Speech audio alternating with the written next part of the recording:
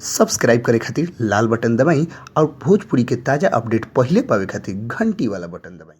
छपरा जिला भोजपुरी पर रुआ लोग के बहुत बहुत स्वागत बा। जी हाँ, रुआ लोग के एगो बहुत बड़ खबर से रूबरू करावे जा रहल बन। रुआ लोग सुने में तो 2 मिनट खातिर हैरान जरूर हो जाए। जी हाँ, खबर कुछ ऐसा बा कि भोजपुरी के सुपरस्टार खेसारी लाल यादव के साथे आम्रपाली दुबे एगो गाना में बहुत जल्द नजर आवे जा रहल बड़ी। जी हाँ, रुआ लोग बता दी कि जेंगा सत्या फिल्म में पवन सिंह के साथे राते दिया बुता के पिया क्या क्या किया पर जबरदस्त आइटम सॉन्ग कैले रही और सही आम्रपाली दुबे खेसारी लाल यादव के साथे प्रोडक्शन नंबर 3 में पहला बार नजर आई हैं। जी हाँ, लोग बता दी कि खेसारी लाल यादव के साथे इनकर पहला अनुभव पब्लिक के कैसन लागत हटे अब तो फिल्म अइला के बाद गाना अइला के बाद पता चली। लेकिन अभी तक ले आम्रपाली दुबे के पवन सिंह के साथे सत्या फिल्म में रातिरिया बुता के पिया क्या क्या किया पर जबरदस्त आइटम सॉन्ग मार्केट में तहलका मचा के एगो सबसे बड़ रिकॉर्ड खड़ा कइले बा। लेकिन अब ई देखे के बा कि खेसारी लाल यादव के साथे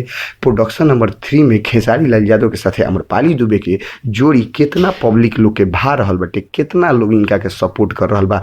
और हमनी के इहो देखे के बा कि खेसारी लाल यादव इनका साथे कितना काम करे में सहज महसूस करतरन, कितना फिट बैठतरन। अभी तकले तो एक पुष्टि नहीं भइल कि खेसारी लाल के उ गाना कौन है, लेकिन इतना जरूर वो लोग के बताई कि खेसारी लाल आम्रपाली दुबे के जोड़ी वो के एगो गाना खातिर उनका फिल्म प्रोडक्शन नंबर 3 में देखे के जरूर मिली। हमनी के इंतजार बा, वो लोग इंतजार करी। बस थोड़ा दिन के बाद वो लोग के सामने सब कुछ पेश हो जाई कि के कैसन काम करत हटे। तब तक खातिर इतना ही। अगर अभी तक ले भोजपुरी छपरा जिला भोजपुरी के सब्सक्राइब नहीं किए तो लाल बटन दबा के सब्सक्राइब करी और घंटी वाला बटन दबा के सबसे तेज अपडेट